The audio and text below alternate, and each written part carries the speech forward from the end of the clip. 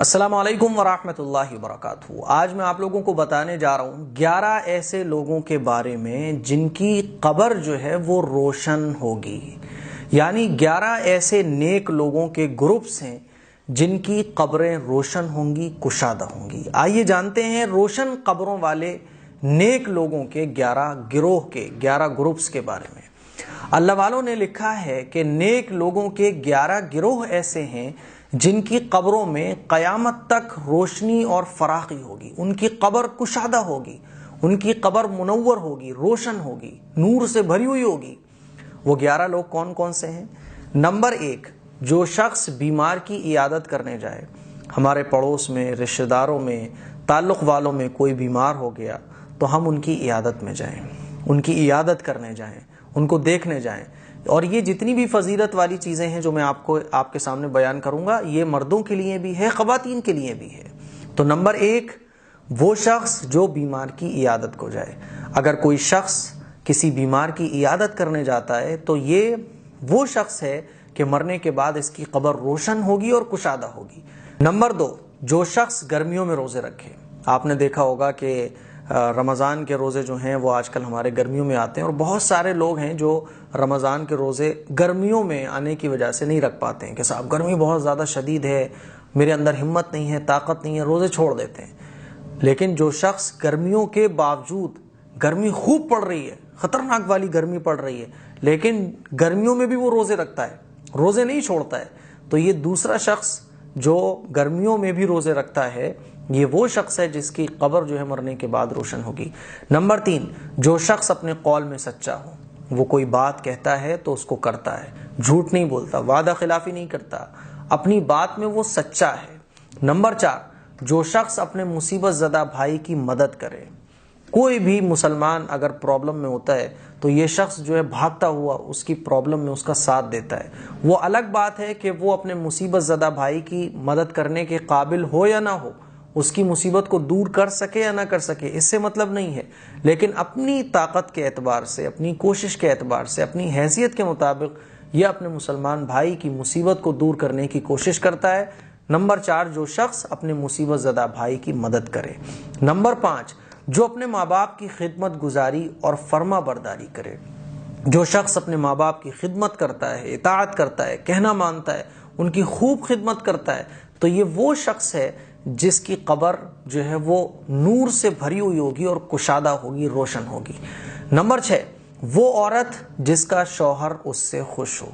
ایک عورت ہے، وہ اپنے خاوند کی، اپنے شوہر کی اطاعت کرتی ہے، فرما برداری کرتی ہے، کہنا مانتی ہے، سلیقے سے پیش آتی ہے، بد زبانی نہیں کرتی، بدتمیزی نہیں کرتی، اس کا شوہر اس سے بہت خوش ہے، تو یہ وہ عورت ہے جس کی قبر جو ہے وہ روشن ہوگی مرنے کے بعد اور کشادہ ہوگی۔ آج کل تو ہم دیکھتے ہیں کہ عورتیں اپنے شوہر کی نافرمان ہوتی ہیں، شکر گزاری تو کرتی نہیں ہیں، بد زبانی کرتی ہیں، بد اخلاقی کرتی ہیں، بدتمیزی کرتی ہیں، منہ چلاتی ہیں، بے ادبی سے پیش آتی ہیں، اور جو ہے وہ بحث کرتی ہیں، مقابلہ کرتی ہیں۔ بعض عورتیں تو اپنے شوہر کو گالیاں تک دیتی ہیں۔ یاد رکھیے گا، آپ اپنے شوہر کو اپنے حسن سے خوش نہیں کر سکتی، آپ اپنے شوہر کو اطاعت سے، فرمانبرداری سے، کہنا مان کر اس کو خوش کر سکتی ہیں۔ اور وہ عورت جس کا شوہر اس سے خوش ہو، تو یہ عورت جب مرنے کے بعد قبر میں جائے گی تو اس کی قبر جو ہے وہ روشن ہوگی۔ نمبر 7، جو شخص امت محمدیہ کی اصلاح اور درستی کو دوست رکھے۔ حضور علیہ الصلوۃ والسلام کی جو امت ہے، اس کی اصلاح کی فکر رکھے، بھلائیوں کا حکم دے اور برائیوں سے روکے، لوگوں میں اچھی بات پھیلائے اور بری باتوں سے لوگوں کو روکے۔ حضور علیہ الصلوۃ والسلام کی امت کی اصلاح کی فکر رکھے، اور یہ وہ علماء امت ہیں جو قرآن لوگوں کو سکھاتے ہیں، علم اور فقہ اور حدیث کی تعلیم امت کو دیتے ہیں۔ یہ وہ لوگ ہیں، یعنی ہماری اس امت کے علماء ہیں، یہ وہ لوگ ہیں جن کی قبر مرنے کے بعد جو ہے وہ روشن ہوگی اور کشادہ ہوگی۔ نمبر 8، وہ صاحب ایمان جس کی تمام عمر فاقے کی وجہ سے بھوک میں گزری ہو، لیکن اس نے اللہ اور اللہ کے رسول کی تعلیمات کو نہیں چھوڑا، اس نے ہمیشہ صبر کیا اور اللہ کا شکر ادا کیا۔ ساری زندگی اس کی بھوک میں، غریبی میں گزر گئی، فقر و فاقے میں گزر گئی، تو یہ وہ شخص ہے کہ مرنے کے بعد جب یہ قبر میں جائے گا تو اس کی قبر جو ہے وہ روشن ہوگی۔ نمبر 9، جس نے کثرت سے کلمہ طیبہ لا الہ الا اللہ محمد الرسول اللہ کا ورد رکھا ہو۔ کثرت سے کلمہ طیبہ جو شخص پڑھتا ہے تو یہ وہ شخص ہے کہ مرنے کے بعد جب یہ قبر میں جائے گا تو اس کی قبر روشن ہوگی۔ نمبر 10، جو شخص غریبوں سے، مسکینوں سے اور یتیموں سے محبت رکھتا ہو۔ ہم لوگ تو مالداروں سے محبت رکھتے ہیں، لیکن جو شخص غریبوں سے، مسکینوں سے، یتیموں سے محبت رکھتا ہے، ان کی مدد کرتا ہے، ان سے محبت رکھتا ہے، تو یہ شخص بھی ان لوگوں میں شامل ہے جن کی قبر مرنے کے بعد روشن ہوگی اور کشادہ ہوگی۔ نمبر 11، وہ شخص جو سخی ہو، جس کی کمائی تو بہت تھوڑی ہو، مڈل کلاس کا ہو، بہت بڑی اس کی لمبی چوڑی کوئی کمائی نہیں ہے، تھوڑا کماتا ہے، لیکن جب اللہ کی راہ میں خرچ کرنے کی بات آتی ہے تو وہ کھل کر اللہ کی راہ میں خرچ کرتا ہے، تو یہ وہ شخص ہے جس کی قبر جو ہے مرنے کے بعد روشن ہوگی اور کشادہ ہوگی۔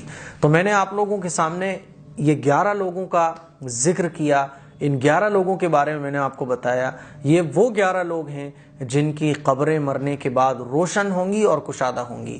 اب ہم اور آپ غور کریں، کیا ہمارے اندر کوئی ایسی خوبی ہے جس سے ہمارا شمار ان 11 لوگوں میں ہوتا ہو؟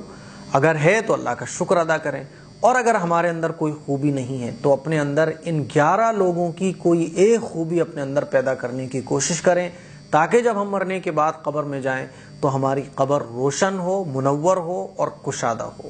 ان 11 لوگوں میں شامل ہونے کی کوشش کریں، اس کلپ کو شیئر کریں تاکہ یہ دین کی خوبصورت بات، یہ دین کی وہ باتیں جس کو سن کر دل میں ہمارے دین پر عمل کرنے کا جذبہ پیدا ہوتا ہے، یہ باتیں شیئر کریں، دوسروں تک پہنچائیں۔